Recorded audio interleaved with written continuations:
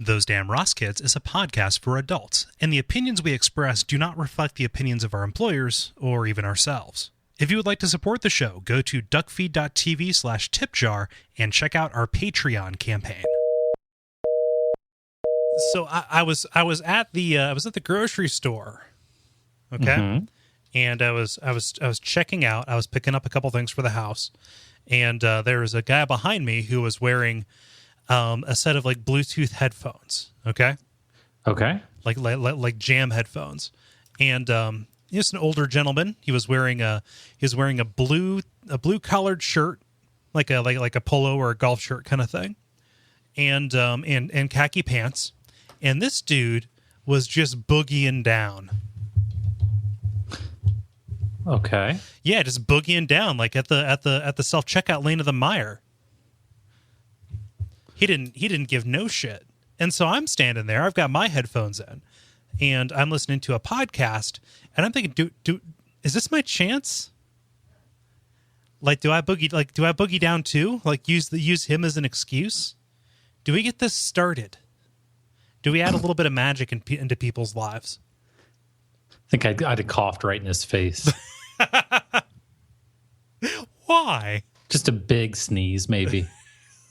Like a rip-roaring honking sneeze? Yeah. Nice. Why? Maybe I would have diarrheaed right in his bag. Just for dancing? Yeah. Are you the villain from Footloose? No, put it in my face for being happy. John Lithgow. Okay.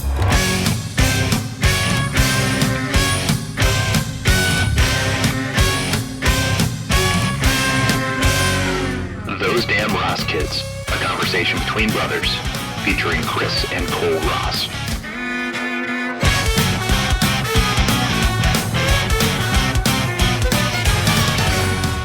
Was he in that? Yeah, John Lithgow. John Lithgow was the villain in Footloose. Never saw Footloose. No? Nope. Yeah, John Lithgow, villain in Footloose, also villain on Cliffhanger. Knew that. Yeah. Cliffhanger facts. It's when Sly Stallone killed that girl from Northern Exposure. Just in cold blood. Yep. Wasn't even part of the script. Murdered her with a mountain. Yep. Just going to drop this mountain on you. Such is the power that Sly possesses. Sly's going to ruin your world. I don't know if you know it, but you're going to know it soon. Hopefully. Yeah. Oh, man, you're going to need to loosen up. Who, me? Yeah. I don't know what to say about that. No, it's cool. It's cool. Other than how dare you? How dare he? I have indigestion. You do? Dyspepsia? Is that what that's called? I think so. That's like a Latin name for it, I think. Well, everything's definitely helping my attitude. I mean, maybe like if you say it in Latin, people will take you more seriously. And also, if you pop those pill bottles like right in my fucking ear. Sorry, I'm loosening up, man. Sight. Oh, I guess what I'm saying is people will take you more seriously if you roll up on them saying, "Yo, I got the dyspepsia." Nobody's going to take you more seriously. I don't know. They're going to probably leave. Wait, where are you going? Maybe diarrhea right in your bag. I need my pills. Hey, Chris, what episode is it? I have no clue. 140 something? It is 147. 147. So it's episode number 147 of the comedy podcast, Those Damn Ross Kids. Your name is? Chris. And my name's Kole. We're here to entertain your asses. Good. Yeah, 147. There we go. The ritual's done. Now it's all up to us. Up to you. Now it's all up to us to carry this forward. I'm all out of love. Who sang that? So lost without you. That's one of those songs. So like, there's this class of songs that I really only know from commercials because they're used in every commercial. Like, I can probably count the number of times that I've heard "I Feel Good" by James Brown, like entirely. Probably on like one hand, maybe two. Okay. But the number of times that's like the needle drop in a bad, like, like buddy comedy trailer, completely outweighs, I think, its cultural significance. Right? I think that there's this stuff like I'm All Out of Love, where people are only exposed to it through marketing. Well, what I'm trying to figure out is how do they sell hot tubs?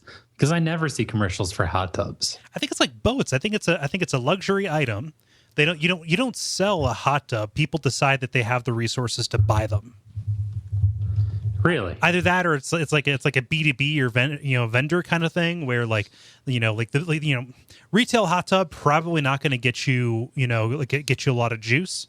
Probably not seeing a lot of sauce like at a retail hot tub establishment.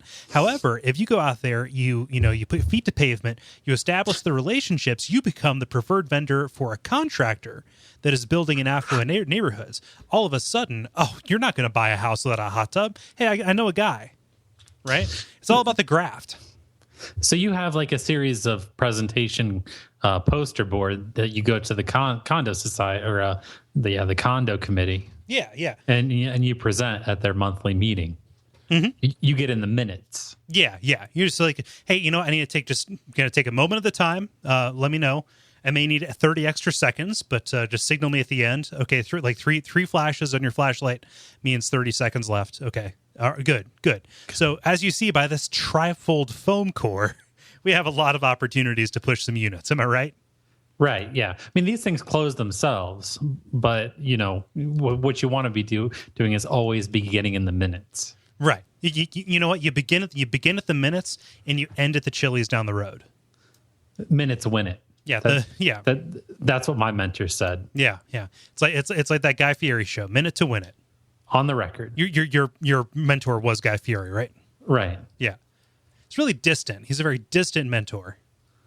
Doesn't like gay people. I mean, you know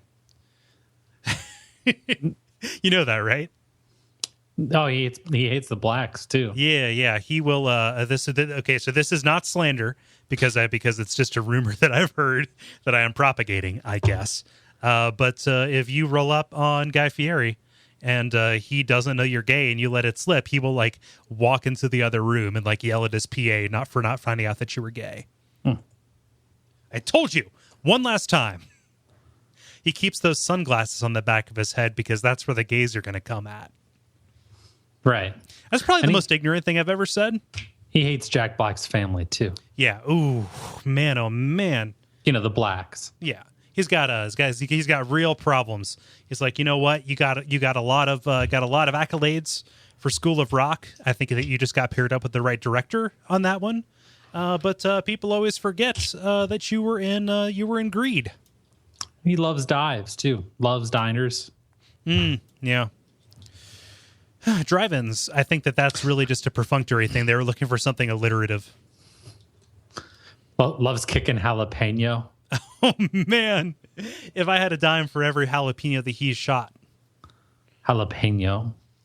Well, okay, cool. Thank you for correcting my pronunciation. See what it feels like? What?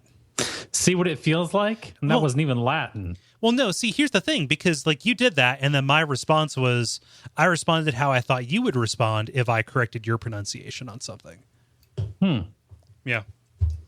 Well, now you know how it feels on both sides. Like, I guess, but still, it's all just you. I know how you feel when I say things like that to you, but then I know how you feel when you say stuff back to me. And I gotta say, being on the other side of that equation, I don't see the appeal. I'm not going to lie to you. I think I derived very little satisfaction from calling you out. I really just would rather have let you say that and feel good about it. I say jalapeno. You do? Yeah. Yeah. Then no, it is a short E, jalapeno. I can say that now. I'm big enough.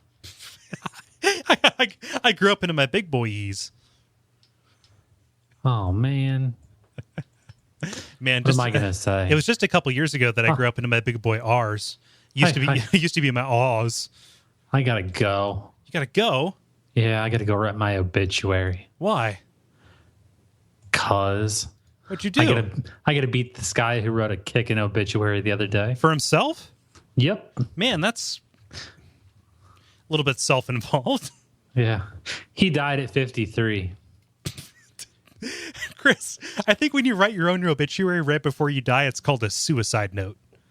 Maybe. His obituary opened up with first off, the guy's name was Kevin McGroarty. Okay. He says McGroarty achieves room temperature. Died after battling a long fight with mediocrity. Ooh. He's sad. He's real sad about him. He enjoyed elaborate practical jokes, over-tipping in restaurants, sushi, and the Marx Brothers. Oh, la-di-da. He will be laid to rest at Mount Olivet Cemetery, Section 7N. Please make note of his new address. Please don't email me. I'm dead. Yeah. Does he have that on his autoresponder? Yeah. Yeah. Oh, dead as fuck until question mark? Rapture. Huh. I mean, is this like some kind of like Upworthy BuzzFeed horseshit? Like you won't believe the way this one man hacked the obituary system? No, he did it up good. He even gave some good advice. Okay. It costs nothing to be nice, and never stick a steak knife in an electrical outlet. Huh.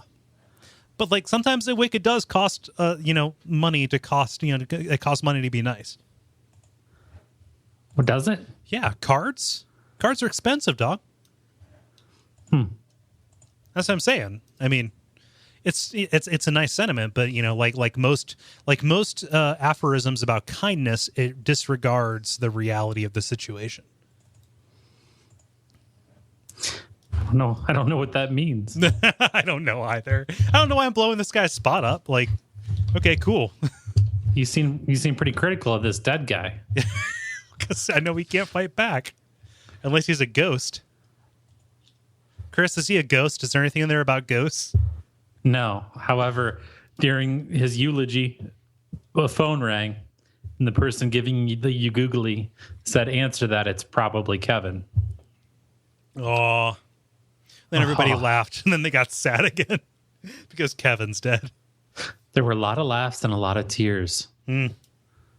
What'd this guy do with his life? Don't know.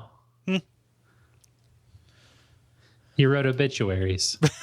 I wonder. Do you think that's like at a newspaper, right? They the new guys, they got to start on the obituary racket, right? So they're they get the details in from the families, from the funeral homes, and they have to proofread it and put it into a column, and then they take stock of any notable local figures. It's a real thing of any notable figures, and then they pre-write obituaries so that they can have them on lockdown in case it's like right before press time. We got to put this out, right? Do you think that that's like a super depressing hazing ritual to make them write their own obituary? This is Dave. He just started at the newspaper, lives in a 1-bedroom apartment, no girlfriend. Sounds like something they'd assign in freshman orientation. For SAD school? One of those things that's like, look to the left, look to the right. All three of you won't be here next semester. School's closing. Yeah. We're keeping the checks. This is a scam. Yeah. We're going to need you to evacuate the dorms. It's going to be a prison next week. Right. We're bringing them in from state. And I don't mean state college. I mean the state pen. College prison. Good God, I'm glad I got out of the dorms right quick. Right quick. Right quick. It was basically prison. Was it? Kinda. Like you couldn't do much. You couldn't come and go as you pleased. Why not? After a certain point, there's the card readers don't work. You have to sign in and out. You got to go by a desk and flash a badge. Oh, you want a microwave? No, you have to have one of ours. You had a big room, though. Yeah, I know it was good, and I'm still good friends with all the people I lived with, But still, I liked the freedom that provided me. Being in a place. Be it in a place. Right. Yeah. I don't know. This guy, I guess by writing this obituary, he has gotten into more people's lives than he otherwise would have. Seriously, where'd you find that story? He's an ours. I don't know. It was on Newser. Huh. Not to make you, go after, reveal your sources, right? Yeah. Yeah. Well, by all rights, writing your own obituary, it's a pretty self-involved thing to do. Kris, I've got a question for you. Okay. Okay. I want you to answer it honestly. Are you a narcissist? Who, me? Yeah. Are you a narcissist? You are? Me? Yeah, me. Yep. I am. Me. Uh-huh. So you are a narcissist. You would say that. Yes, I am. Yeah. Unrepentant, right?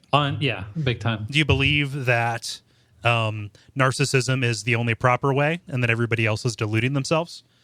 I do. Okay, cool. You just passed the test. Apparently the best way to find out if somebody is a narcissist is to ask them point blank, are you a narcissist? Because according to a study that was published in PLOS One from the Indiana University Lilly Family School of Philanthropy, narcissists, they don't think there's anything wrong. And in fact, at the slightest provocation, they will loudly say, I'm a narcissist and I'm not sorry about it. Oh, I'm an unapologetic cock worshiper. Jeez. In front of hundreds of people, Kris.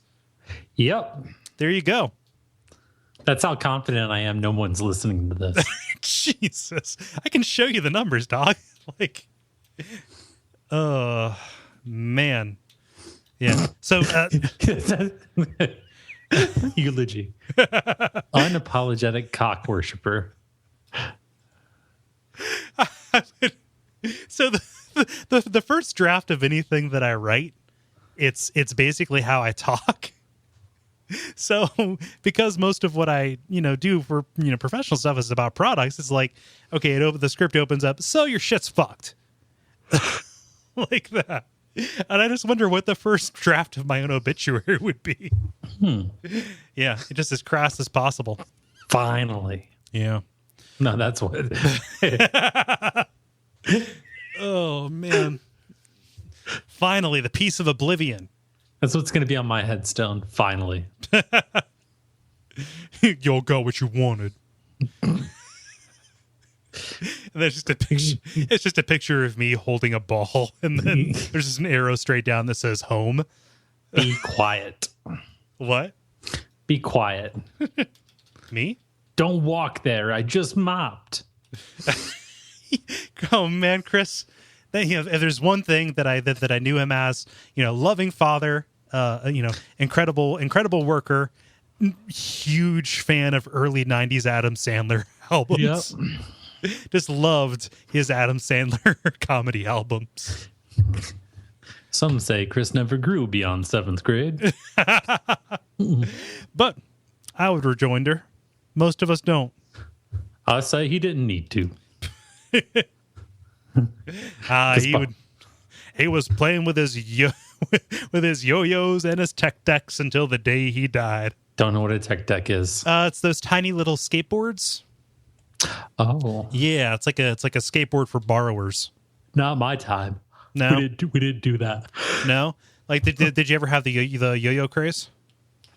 Yo-Yo Ma? Yeah, but listening to Yo-Yo Ma, just everybody. No. Man, you go to school band, you go to orchestra, everybody's like, oh, I want to be first chair cello. Like, we can't have an orchestra of all cellos. Like, somebody has to be the timpani. Just because of Yomega Ma. Huh. You're such a phony. What do you mean? You're a big phony. What do you mean? I watched that episode of Seinfeld today. Okay. Yeah. Huh. Yo-Yo Ma. Yo-Yo Ma. Is that when you got electrocuted or something? You had like a speech impediment, like a tick? I don't know. Okay. Maybe. Yeah, said something like that. When it comes to self-awareness, they tend to be in tune with knowing that they are not really agreeable or super nice. Narcissists. Yeah. And then because every single news story has to have a pop culture reference, there is just a picture of Kanye West And and the title and the caption is: Would Kanye West call himself a narcissist? Don't touch Kanye's Rice Krispie treats. Those are for Kanye. Not for you. They have chocolate chips in them. Those over there with the Fruity Pebbles in them, those are yours. These are Kanye's. Walk away slowly. Walk away slowly. That's racist. What? Chocolate chip? Everything that comes out of your mouth. You ever notice that, like, as Kole gets more demented, like as he slides into dementia slowly, he just gets like wicked racist? What? Yeah. So I guess the moral of the story is that narcissism is the only thing that you can accurately self-report on. Yep. Just gonna luxuriate in that transition there. Just gonna let it stretch. When I make certain noises in the microphone, I get some feedback in my ears that sounds kind of weird. Yeah, that's probably because your headphones are turned up too high, and as you're hearing yourself on your monitor, it is coming through and recording itself. Oh, okay. Yeah. Gotcha. Yeah, the more you know. Hey, everybody, I'm going to leave that in as a recording tip. Oh, Kole and his pro tips. Man, I'm like an issue of Game Pro up in here. Signal too quiet? Turn up the gain, dummy. Yeah. Okay. The Texas Alcoholic Beverage Commission is announcing a proposal to start allowing alcohol sales at gun shows, provided they don't allow live ammunition or let buyers take possession of their weapons at the events. Okay. Yeah. So as it stands now, they can have gun shows at places that have a liquor license, except for they have to suspend the liquor selling during the gun show. Yeah. You got to close the taps. Got to shut that down. Yeah. Weld it shut. Close the taps with resin. One of the people that really, really wants to drink a beer while he buys his guns says, does that make any sense? Who would buy a gun at a gun show where you couldn't take possession of it? Yeah, that's the point. They're trying to stop you from having both. Right. Like, okay, so you got a gun, you got a beer, and you have common sense. If you take the gun and the beer, common sense is going to, like, call the police on you. So just certain things that you shouldn't drink while you do. That, like gun shows, dirt track racing. Too soon. Oh, whoops. Pretty soon. You would think with the fact that those cars are shaped like ramps, he probably should have just like gently like flown up it, right? They grease those, right? They grease the ramp cars? Yeah, I think they grease the ramp cars. It's not like the stair truck from Arrested Development, that show that was on. Yeah, from the stair truck from television. That one. Yeah. From net time. Yeah, Arrested Nets. It's a show about the Coast Guard. I don't get it. Never mind. Huh. Man, you're typing really loud.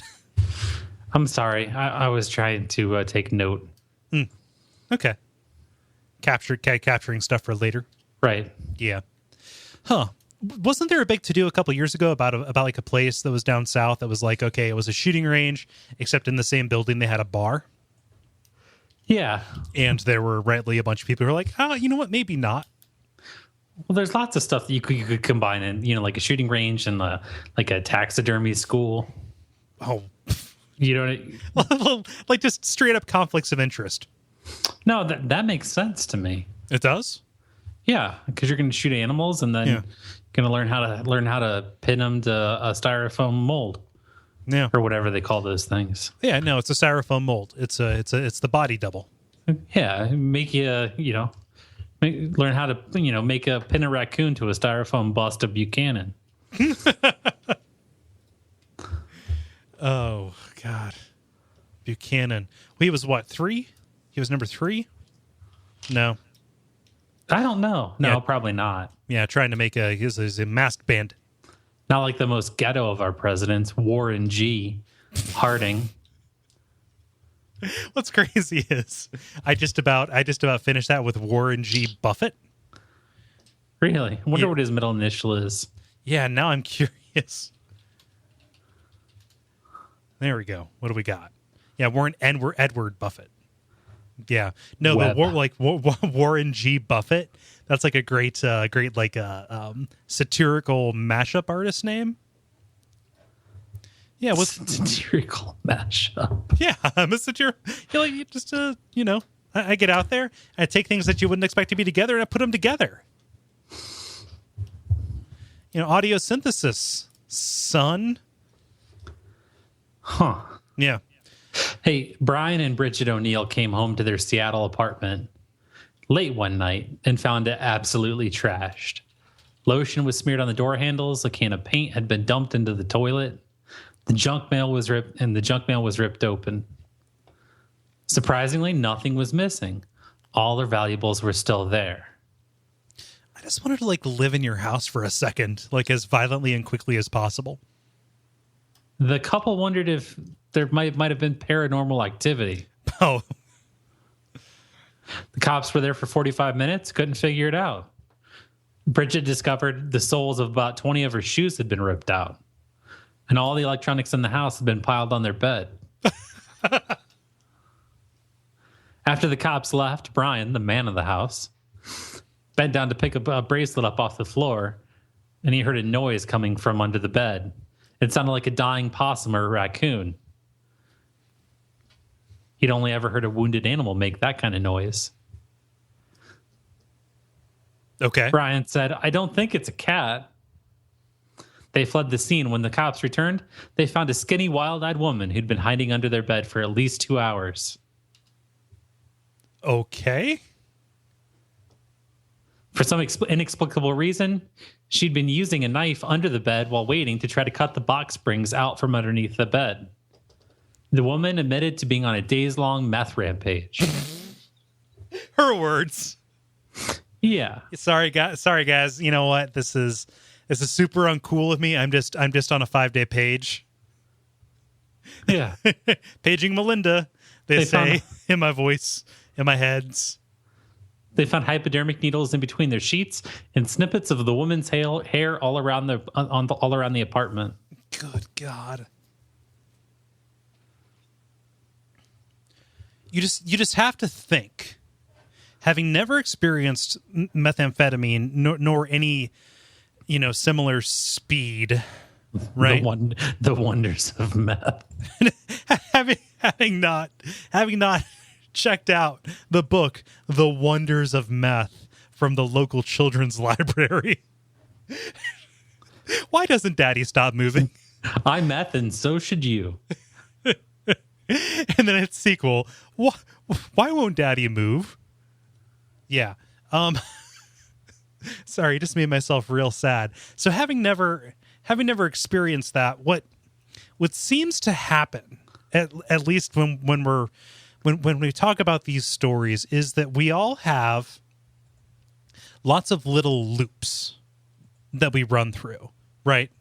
So right. Behavioral things, we have rituals, and it's ingrained in us that I know how to use a knife. I know that I make this motion, and I know.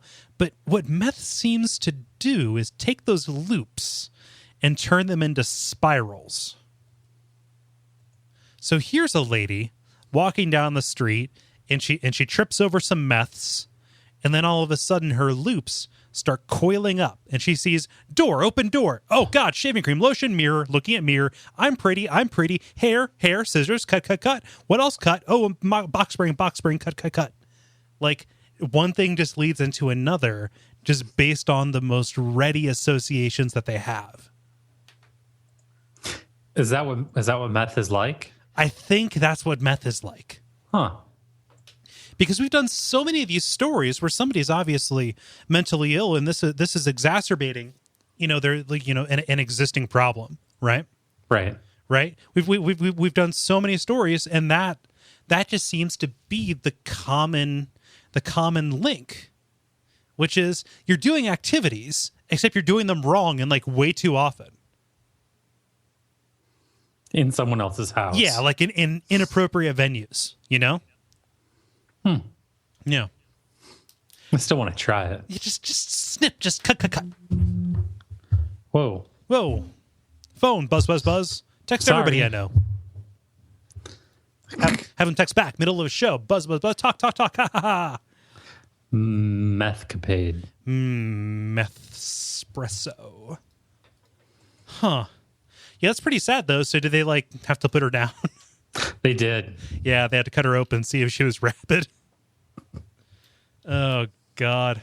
That would have to ruin your sense of your sense of well-being, right?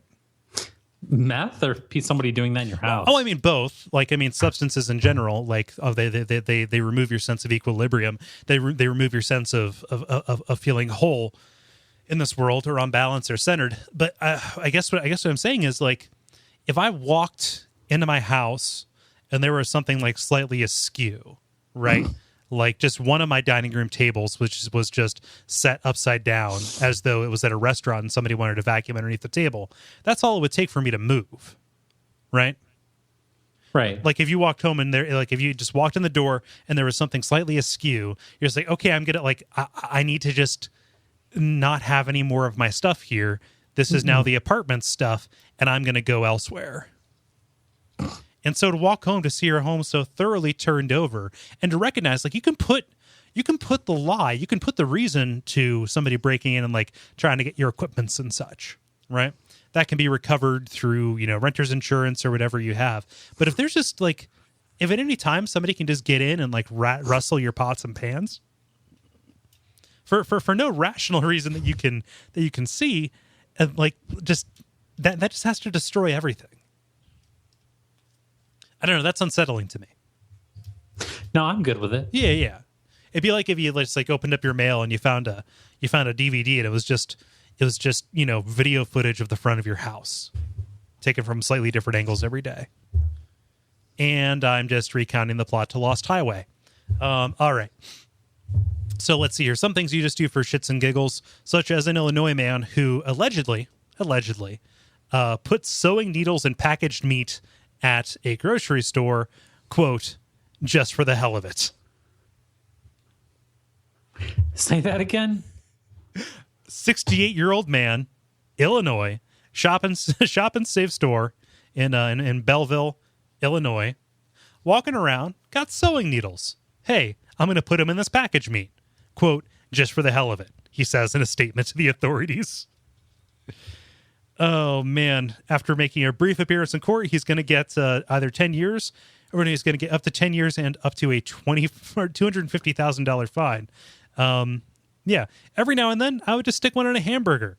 Mostly hamburger. A couple of times I did it with a roast. Maybe a pork chop every now and then. He said he wrote, he insisted that he had no justification for doing it and that it was a stupid idea, but he just couldn't stop himself. No previous criminal background. So it's not really about hurting people. No, it's about feeling alive. Just a compulsion. Yeah, it's about feeling alive. In life, we all have a name. Compulsion. Yeah. Or just following that next little dopamine squirt, man. It's a good way to get it. Yeah. Just for hey, the Cole, hell of is it time for women to be on paper money? I don't see why not. Huh. Just wondered. I mean, there's an organization that's pushing for this, to put women on paper money. You had what? The Susan B. Anthony dollar? Yeah, that was a coin. Yeah, I mean a dollar coin. Yeah, the Sacagawea coin. What's their? I mean, they know that like paper money is going away, right? No, I don't think so. I think coins are going to be gone before paper. I think certain denominations of coin. I think we're moving more into the loonies and toonies. Huh? Yeah. They're saying so they took suggestions. Harriet Tubman. I could see that. Rosa Parks. Yeah. Eleanor Roosevelt. Eleanor Rigby. Sorry, you got me with that one. Ida Wells. I don't know who Ida Wells is. I don't know either. Yeah. Michelle Obama? Hillary Clinton? Martha Stewart? Come on. So like Kim Kardashian. Yeah, let's get a Kardashian up here. Man, like what about like Marie Curie or something? Like let's get Marie Curie on a radioactive $15 bill. He was a man, and he was the announcer for the Cubs. Chris, you're thinking of Harry Carey, is what you're thinking of. No, I understand you could be confused. From Halloween? What? Or the movie Carrie? No. Why do people say go all Harry or Mary Carey? Harry Carey? Yeah. What does that mean?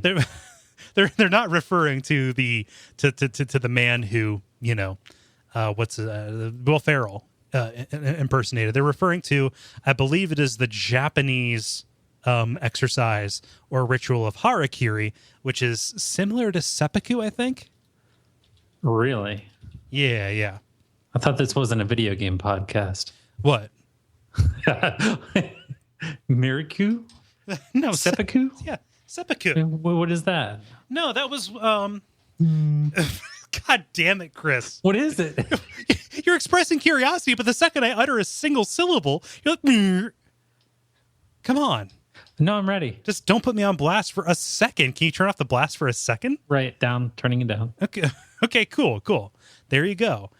No, seppuku was a ritual done by the samurai once they felt they were defeated or in any way dishonored. The idea was, I think it was, you know, you were below being killed by an honorable person's hands, so you took your shorter samurai sword and you did a series of ritualistic cuts in your abdomen in order to kill yourself. And yes, harakiri is also known as seppuku.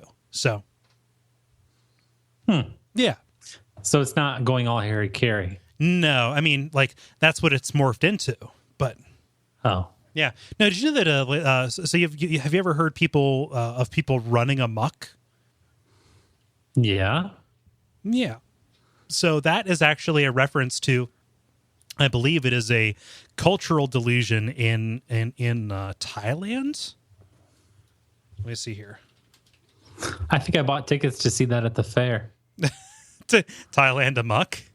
No, run amok. No, they were opening for Bad Company. It was pretty good. It was pretty great. You know, the state fair circuit doesn't get enough props. I think there's some good magic that happens here. No, it's amok, and it's Malaysians, and it's a sudden episode of mass violent assault. Yeah, so like that is just it is a culture born illness, like penis panic or whatever. It's just like, oh, it's entered into the the lexicon, right? Right. Yeah. What? A penis panic. Yeah. No, that's a belief in I believe it's Japanese society that your penis is getting smaller, that somebody is stealing your essential life essence, and once it disappears, you'll die. It's not called penis panic. Yes, it is. that's I also refuse to believe that. That's also the name of my horror porn. Horror porn. Yeah, no, it's a culture specific syndrome, also known as Koro. Huh? Yeah. Penis panic. Yeah. Also, you ever say jerry rigged? I do. Yeah. See, I always thought that referred to the Germans because we taught Jerry good, like World War I, right? Okay. No. In fact, jerry rigged is incredibly racist because that refers to the Roma or Gypsy people. Huh. Jerry is a horrible slang against gypsies. So I've been saying something horrible when I'm referring to something of shoddy workmanship that is meant to fulfill a temporary need. What about when you said nigger rigged? Jesus. No, I don't say that. Polish engineering? See, that's funny. I think what we're learning is that life is fraught with double standards. Mm-hmm. Was there a story behind any of that? I don't know. Yeah.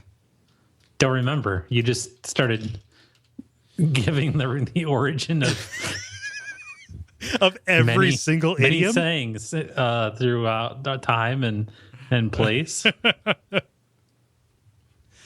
Oh man. You seen that monkey selfie? No, I'm just engaging you in Conley. It's Chris. Imagine Y'all got any of that cheese? Chris, I'm just engaging you. I'm engaging you in conversation as though we were like a monkey selfie. Yeah, I saw the monkey selfie. Yeah, you saw the monkey selfie. A When guy he stole the GoPro. I don't think he stole a GoPro. I think it was a British researcher who set up. He set up the selfie stand, and he was just waiting for monkeys to come up and use it, and he managed to get one right. The monkey selfie. Chris, imagine we just stepped into an elevator and we got about 20 floors to go. It's a very tall building, and I'm uncomfortable, and I just look at you and I say, "Hey, you see that monkey selfie?" Hey, y'all seen that selfie stand they set up? It's crazy. It's nuts. Yeah. I went to a wedding that had a selfie stand. Really? Yeah, instead of a photo booth, it was a selfie stand. Huh. It was the much cheaper alternative. Well, sure. Yeah. No. So now there's a legal battle over who owns the right to that photo. The monkey. I know, right? He should be getting all the residuals. You are swimming in banana leaves, by which I mean $5 bills with Harriet Tubman on them. Kardashian. I don't feel comfortable with that thing I just said. The monkey selfie? No. I think what I just said. I think what I just said was that $5 bills with Harriet Tubman's picture on them would be called banana leaves. Huh. Chris, I need to sit down.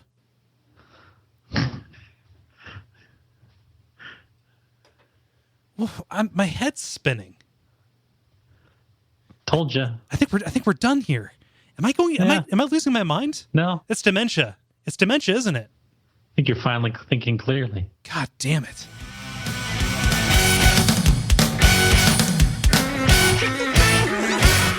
This has been Those Damn Ross Kids.